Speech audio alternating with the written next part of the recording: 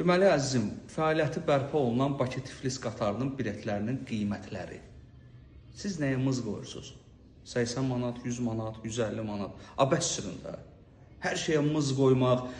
Əvvəla orada çalışan insanların əmək haqqısı, o qatarın amortizasiya sistemi, qatarın keyfiyyəti, oradakı rahatçılıq. Biz gərək onun qiyməti 300, 400, 500 manat olsun, sonra o 80 manata, 100 manata alqış eləyək ki, nə yaxşıymış əvvəlki qiymətlər. Bunun pulunu verə biləcək insanlar var. 80 manat, 100 manat çox da uyğundur. Yəni, hər yerdə mız, hər yerdə negativ düşüncələr, hər yerdə agresiya, bəsdirin də. Ya siz orada çalışan insanlardan çox bilib nəsə fikirləşib deyirsiniz, ya da ki, sizin ümumiyyətlə məlumatınız yoxdur. Əksinə təşəkkür eləmək lazımdır. Sağ olsunlar, o şəraiti yaratdılar, yollar açılıb, rahatçılıqla gedib gələ bilirik. Zaten gedən insan 300 də olsa, 500 də olsa, 400 də olsa alacaq. Bir dəfə də biriniz təşəkkür edin. Biriniz yazın ki, nə yaxşı oldu, açıldı, təşəkkür edirik.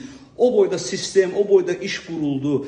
Biz bunu orada olub, onu idarə edən insanlardan artıq bilə bilmərik.